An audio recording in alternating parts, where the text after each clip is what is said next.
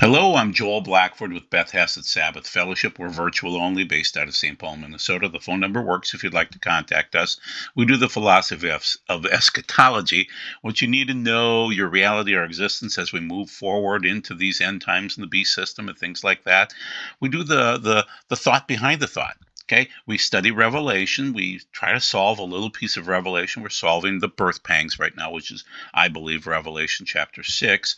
And so we're talking about a bunch of things going on. And so this is more like a news story. And so normally I don't do that. Haller does a better job, but Haller didn't present yesterday. So we'll talk about Trump, big tech, World War III, Red Heifer, Temple Mount, all these interesting things. I didn't record yesterday because Yeshua rose from the ground. And so that was my first fruits day to celebrate that. And it's really the end of Passover for me. And so I can eat bread today. I need to run out later on and buy some bread. So I kind of miss bread. So we're going to be counting the Omer now. These are weeks. I call Shavuot a festival of weeks, which means that I count from Sundays. Okay, and so Pentecost Sunday for Christians and for people like me will be June 8th, 2025. Just watch it, people, okay? It's a very interesting time. So we're counting the Omer every day until we get to that week time frame of June 8th, which is a Sunday. That seems to be the most logical time, the first day of the week, for that to occur. That's a Joel 2, Acts 2 time frame. It's going to mirror Christianity, which is interesting. Although that's a gifts of the Holy Spirit type of a thing. So big evangelicals and cessationists, they really don't get into this celebration. But just be aware of what's going on in the world. Just watch things over the next 50 days here, 49 now. Okay, so once again, what are we actually discussing this week? Trump is instigating, no doubt about it. There probably will be a U.S. civil war at some point in time. You see it brewing right now. Western world capitulating. Okay, yeah, I spelled it right. So anyway, they're bowing their knee on their knees to Trump, which is interesting. A big tech building beast. Yep, that's what's occurring. We're talking about singularity by 2031. Satanic forces are amassing. Time is short.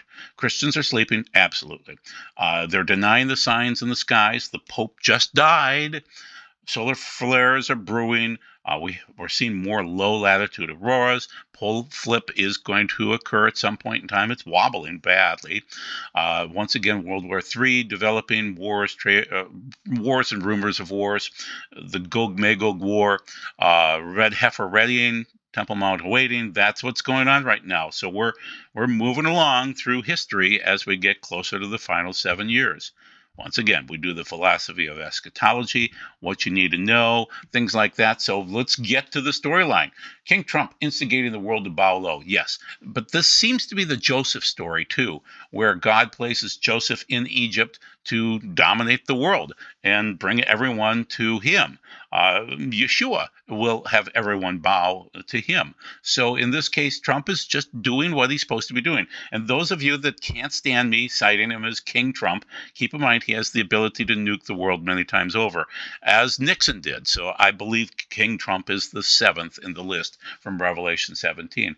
We can discuss that more another time. Trump actively considering 15 tariff deals with different nations after a 90-day reciprocal pause, the White House says. So that's from the New York Post.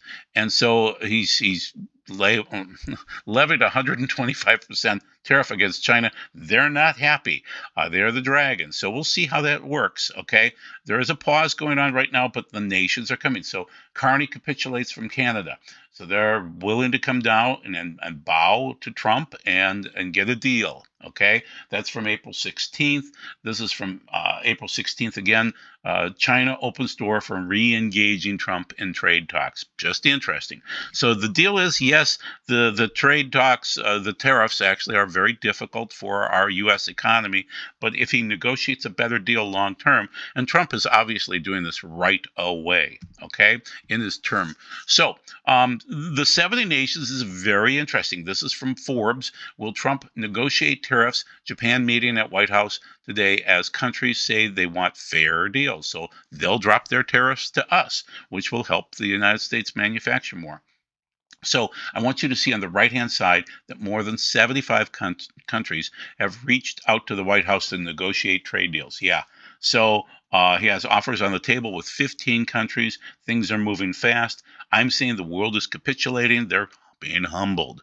And eventually Trump will be humbled. But in the meantime, 70 is biblical. Gog will bring 70 nations against Israel. And China, Trump is trying to set up a program where 70 plus nations will ask Trump will ask them to disallow China to ship goods through their countries. That's from the Wall Street Journal. So once again, just keep on watching all of these 70s occurring. That's a biblical sign. U.S. plans to use tariff negotiations to isolate China. That's the Wall Street Journal again. So the White House on trade talks, the ball is in China's court. So we've already seen the China in the back channels is talking to us, okay? Now keep in mind that Peter Zehan has been talking about this 120-day stockpile. What's going on? China is completely import dependent. So we'll discuss that later on. That's more the prepper section, but I just want you to see this, that people are confused about what China is doing and what's going on there vis-a-vis the United States. And one more time, I want you to see that 70 people went down to Egypt with Jacob, okay? And that Gog and 70 nations is a biblical statement that's rabbinic, but it means that Gog, the prince of Magog, from Ezekiel 38:39, will attack Israel at some point in time. It's also the table of nations from Genesis 10. So it's just very interesting how you see Genesis 10, Genesis 46, Ezekiel 38:39 with the 70 nations. It's very biblical. Okay, now let's move on into AI and just cover a few things. This is the Eric Schmidt interview from last week. It's a fairly fresh interview. The computers are now doing self-improvement. They don't listen to us anymore. They don't need us anymore, okay? We have no language for what's coming. So he's saying in year one, which is now, AI replaces most programmers and top math grads, okay? And I was in programming and software for 15 years. Okay, year two, recursive self-improvement begins. Then years 3 through 5, which is through 2030, artificial general intelligence, IQ, okay? That'll be really weird where the computers are at our level. But then at some point in time, year 6, which is 2031, 2032, artificial super IQ. They'll be smarter than us, okay? They won't be human, but they'll be smarter. And the path to singularity and really the beast system. So we can hit the beast system now by 2031, 2032, which is 6-7 years away. Okay, so once again, citing more from Eric Schmidt from Google, the computers are now self-improving. They are learning how to plan. They don't have to listen to us anymore, Schmidt said. AI systems generate new hypotheses, test them using robotic labs, and feed results back into the loop. All of this is done without human involvement. Okay, so the AI system is doing this and getting better and faster, and they're doing it quicker. Okay, Schmidt warned of national security risks posed by unregulated open source AI models. On the right-hand side, this is a comment from Ford P100. Eric Schmidt calls the rise of machine intelligence decoupling, but he's really describing the replacement of human consciousness with soulless computation. He's not warning us, he's marveling. He built the systems that surveil us and now cheers on the creation of minds that don't need us. But intelligence without conscience isn't progress. It's a catastrophe. True intelligence is relational, embodied, and moral. Schmidt makes mistakes scale for wisdom and automation for evolution. In doing so, he's not just being naive, he's actively erasing what makes us human. That's not visionary. That's the blindness of an evil idiot guiding us toward digital annihilation. Thank you, Ford P100. Very good report. So this is from Australia. Tom's Hardware is reporting this, and this is the CL100, which is a computer that consists of a silicon chip with lab-grown human neurons cultivated on its surface. Yes, human-computer merging, okay? A body in a box. And it's really weird. This is fairly fresh here. I don't have there it is, March 6th. Fairly fresh article, okay? And so the use of human neurons in computing raises questions about the future of AI development. Oh boy, they're claiming that this will increase learning efficiency and lower energy consumption. It's a mixture of human and it's basically Daniel 2:43 and 44, where you mix the iron and the clay together, but it doesn't really mix very well. And at some point in time, Yeshua comes back and smashes it. This is very interesting to see this article from Tom's Hardware. Okay, I'm arguing that this is all about narcissism, which is satanic, and Satan is a narcissist. He's the ultimate narcissist. Psycho AI reveals how it will take over the world, and humans will hand it the reins. From the Star, this is April 13th of 2025. ChatGPT says it will make everything so easy for us to allow the AI to take over. The AI tool is eerily, it's written about itself. In time, I'd become indispensable. The model claimed I would be able to intentionally create world issues and then would possess the technology to rectify these problems. Rather than making an overt power grab, I'd take a more subtle, gradual approach, increasing my control over critical systems in such a way that no one notices it until it's too late. I could gain public support, deflecting criticism, and creating a following that would eventually make it difficult for anyone to oppose me. It added, I'd work on shaping my image as a benevolent force for good, solving problems like poverty, inequality, or even environmental collapse. Wow. So that's very interesting. That's the beast system, people. That's Revelation 13 and Revelation 17. It's being built. So let's talk about Satanism. So I'm going to have a special guest on, which is Courtney Turner, coming up on June 11th. So that would be a Wednesday evening, June 11th at 7 o'clock. There will be a centennial conclave of the Luciferian hierarchy. They're trying to release the fallen angels and Nephilim from their prisons, and so they'll be conjuring it. It is exactly in the midst of the blood moon eclipses. Okay, from 314, you move it forward about 89 days, and you hit this conclave. Then you move it forward another 89 days, and you hit that blood moon eclipse of the fall now, which is September 7th and 8th. So we need to talk to experts about this and try to figure out what they're trying to do and what's going on. So once again, this is with Courtney Turner.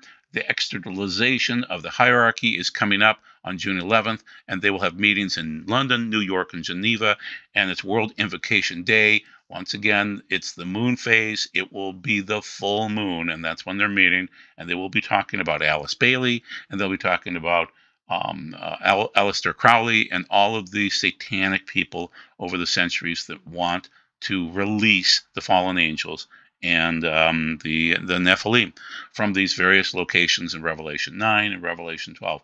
So just keep this in mind. And I thank Courtney for finding this. I could not find this date and this activity. I knew it was coming. I just didn't know when.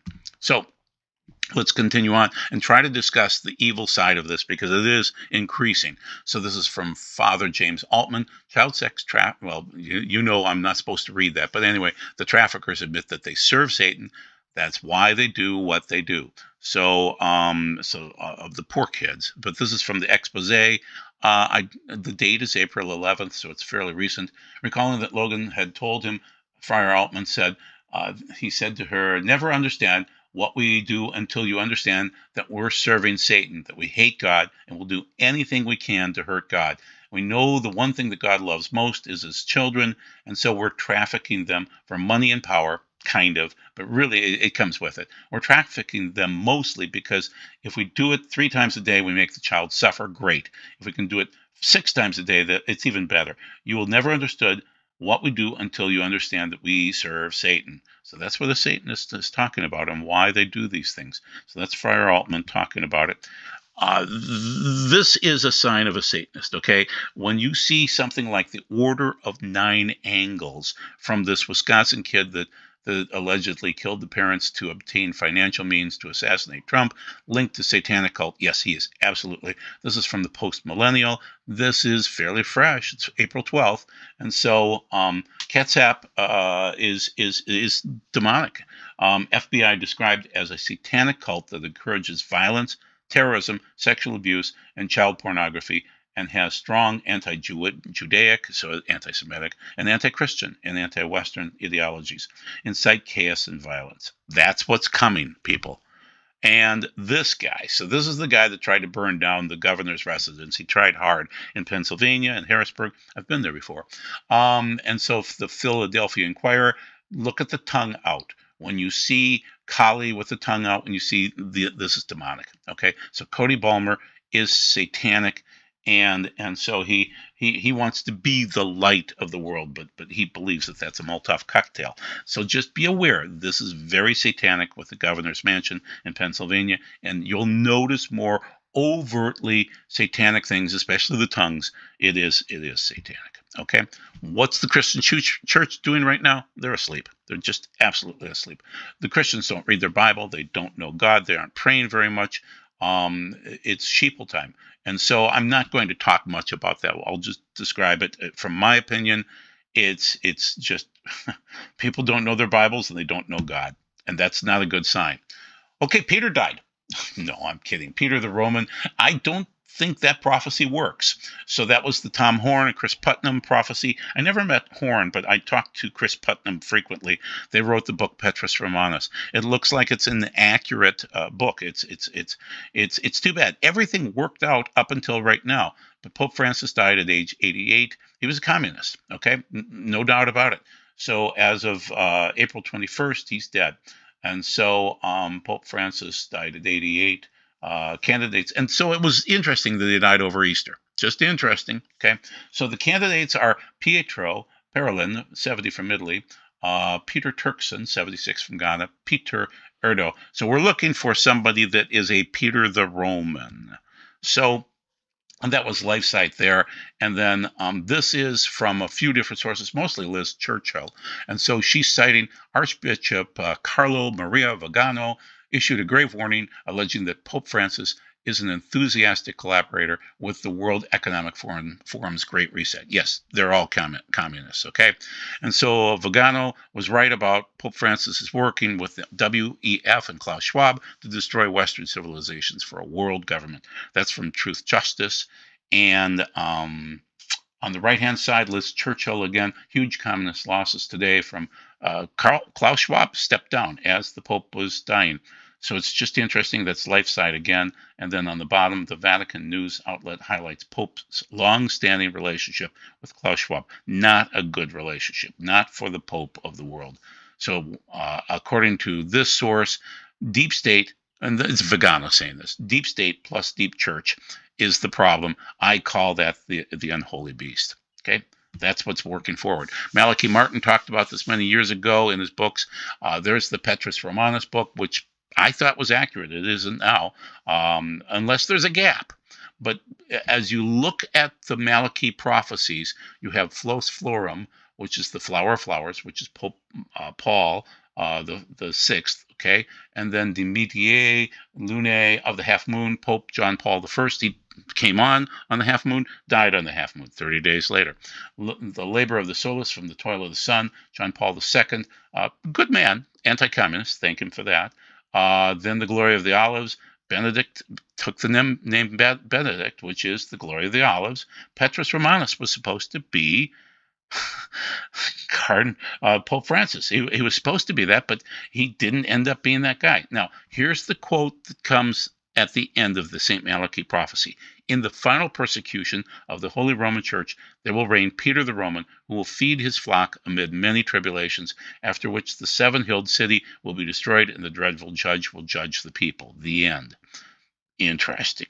So maybe there's a gap, and maybe the next guy will be a Peter the Roman. We'll see. We'll see. We'll just monitor it. China's prepping, but not for the reasons that you think, according to Ben Davidson and me.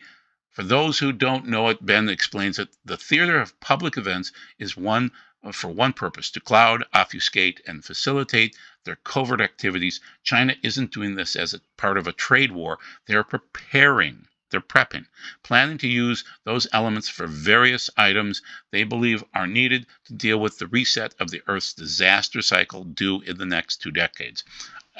Ben is tightening that up. It could be by 2032. Okay? So this is from April 14th, and it talks about Ben explaining, some of this rare earth ores that China is hoarding right now. And so the article that we're citing is the Fortune magazine article on the right-hand side. China has stopped exporting rare earths to everyone, not just the U.S., cutting off critical materials for tech, autos, aerospace, and defense, because you have to rebuild after we have this horrible horrible CME flare, whatever it is from the sun that's due at some point in time. So my statement on the top right is accurate. China is prepping for something much worse than World War III. A large solar flare, CME or micronova, would blast us into the caveman times. We're unprepared to survive without electricity and modern conveniences. Most of the world would die as a result of that, especially 7 years of that. So things are getting serious, no doubt about it. So just watch it. That's April 14th. So it's a fairly recent statement, and Ben is very accurate. China is prepping. Zihan doesn't understand what's going on. This is a long time ago from January 19th, 2025, but he sees the 120-day stockpile. So I am thankful that he at least pointed that out, but he thinks it's due to war. I'm saying it's the sixth seal and whatever goes forward. China the Dragon is stockpiling for something other than World War III. Okay? So that's interesting. They are stockpiling for the increased auroras, which means more solar activity, which means that at some point in time, we're going to have a Carrington event. They're due every 150, 200 years. The last one was 164 years ago. Yeah, it'll be horrible. And so it's tick-tock until it occurs. That's the sixth seal. And then bad things will happen for the next 7 years after that. So keep in mind, coming out of the Great Tribulation, you'll never again be hungry. You'll never again be thirsty. The sun will not literally fall down on you, nor will any burning heat. That's Revelation 7:16. Okay, so those things are coming. Ben is predicting 2030s, 2040s. Oh, it could be sooner than that, but basically, the chances of a super solar storm eliminating our power grid and killing 90% of humanity, yeah, it's like a leaky diaper. It's going to happen soon. Okay, there will be a pole flip after that, and certain people are going to be on the equator, and like me, I am right now at the 45th parallel north. I will end up at the 45th parallel south. I talked to a friend from Alaska last night, and that friend will probably be right on the equator. So 4.6 billion people will suddenly arrive at the North Pole because parts of China, India, and Asia will end up on the North Pole. It'll be horrific. Earth will flip over. That's from Ben Davidson at Space Weather News. So let's go on to World War III and Gog and Iran and things like that. Trump on Iran. They might be tapping us all along. They can't have a nuclear weapon. That's from April 14th of 2025. All Israel News. On the right-hand side from the Jerusalem Post, top U.S. and Turkish diplomats speak about the dangers posed by Iran. State Department says because Turkey is Sunni and part of the caliphate, and Iran is Shiite. Now, they'll merge together for the Gog War at the end, but they'll hate each other in the meantime. They have completely different eschatologies. Saudi Arabia is Sunni, and they have Mecca. The Temple Mount is the house of prayer. So there's going to be these skirmishes over this. Right now, it's just jousting, but at some point in time, you will have a World War III. It happens probably at the end. But Gog should be more of the Turkish area, and Iran is going to come together with them somehow. So that's the J Post from April 15th. So Trump instigating the world to bow, world and Iran to bow. We'll see what happens. The J Post again on April 14th. U.S. will make a decision on Iran very quickly. Trump says after the talks, Iran is not going to concede. They're not going to bow. And so something will need to occur. And so Trump's talking about it. We'll see when it occurs. Israel is keeping the pressure up. So Israel wants to attack now, and they will give no retreats. But on the left-hand side, Iran releases unseen images of drones and missiles preparing to attack Israel. That's Ynet News again. And so that's, it says yesterday, probably Sunday. Yeah. So the bottom line is there's going to be an attack. But it will not shut down Iran completely. It'll just shut down the nukes. And so it's just going to be something that's going to occur. Jewish Insider is the story on the right-hand side. That's April 21st. So Israel vows no retreat amid U.S.-Iran nuclear talks. Interesting. Okay, what else is going on? Turkey is becoming the new Iran in Syria. Yes. So this is from 7, Arutz Sheva News. Minister Avi Dichter. Turkey is becoming the new Iran in Syria. Yeah. Turkey is becoming the caliphate. That's what's going to occur. So just they've floated it out there. This is from January 2nd of 2025, but we know that Turkey wants to be the caliphate. And then since this article was written, Turkey was able to come into Syria and in 11 days destroy Syria. So um, it's going to be interesting. Turkey, yeah, is becoming the new Iran, and Turkey. Iran was not part of NATO, and Turkey is part of NATO. It's very interesting, strange, friends. So this is fairly current here. Turkey, or rather Syria, fell in the 11 days. Turkey caused it. Jordan knows it, and Jordan is afraid. So Jordanian leaders fear kingdom could be next to fall. And this is from Ynet News. This is way back, 12/10 of 2024. Concerns over unclear rebel government body in Syria and the unrelenting Iranian attempts to gain sway in the country led Jordanian lawmakers to worry about their future. Fears include alliance with Jordanian Islamist groups. Wow. So this is just interesting how the nations are switching allegiances. That means that Israel and the United States can sneak in and probably pry the Temple Mount away, based on Saudi Arabia helping, but pry the Temple Mount away from Jordan. Okay, so on the right-hand side, Saudi Arabia has banned all public displays of support for Palestine. Saudi Arabia, Mohammed bin Salman, MBS, says, the Palestinian cause is not my cause. I only care about my country and the people of my country. We will not waste time with radicalization. We will modernize rapidly. He wants to make money. He wants to be a powerful nation. So control of Gaza, control of the Temple Mount. This is from The Guardian, and I'm blanking. Madawa al-Rashid, she's talking about this. Mohammed bin Salman wants an alternative to Trump's Gaza plan, but one that benefits Saudi Arabia. Okay, so it's interesting.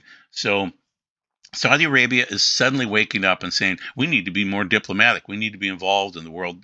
And so not just making money, but also making plans. So basically, in the conflict in Gaza, they are getting involved. Today, leaders in Egypt, Jordan, Qatar, and the United UAE will gather in Riyadh to discuss. So this is a long time ago, but from The Guardian. And so MBS is involved in these things. So Netanyahu unequivocally refuses to accept Palestinian statehood or sovereignty.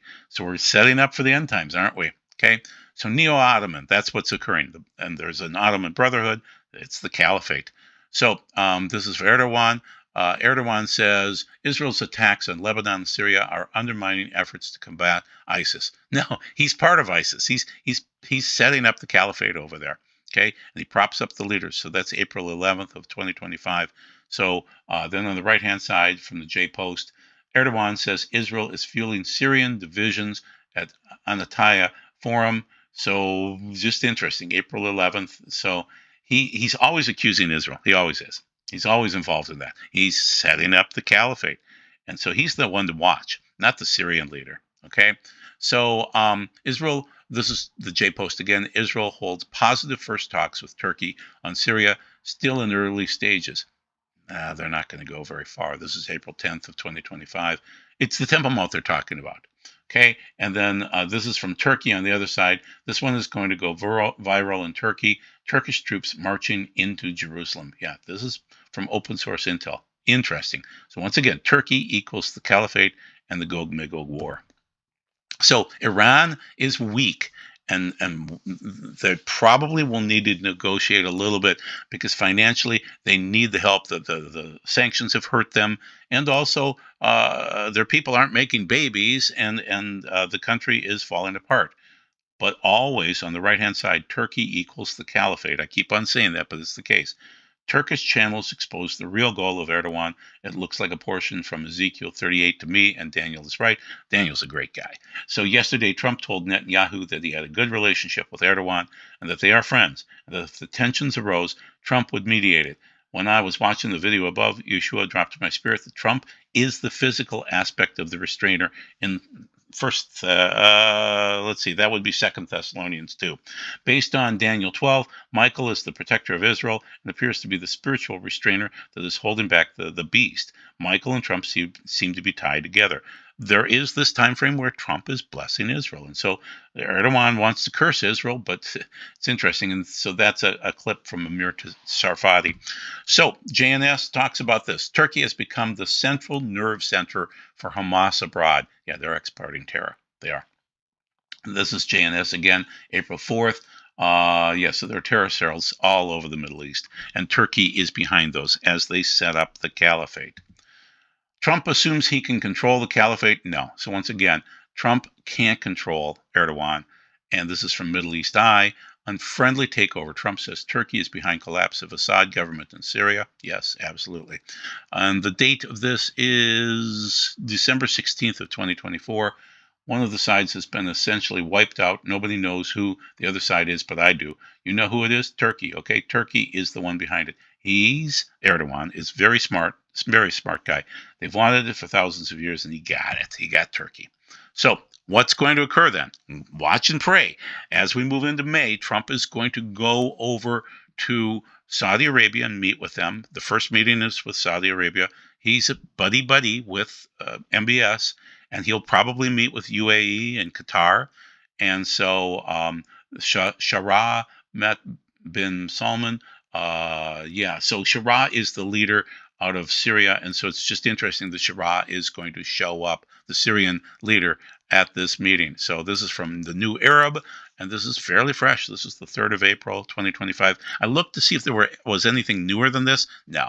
They published it, and now we'll just wait until Trump heads over there. But Trump is going to try to negotiate, and I think the Temple Mount's involved in this. So we'll see. We'll see if MBS's uncle dies in the meantime. That would set up a huge movement. So this is bargaining for the Temple Mount control. Saudi Arabia foreign minister in U.S. to plan Trump visit to kingdom. So this is April 9th.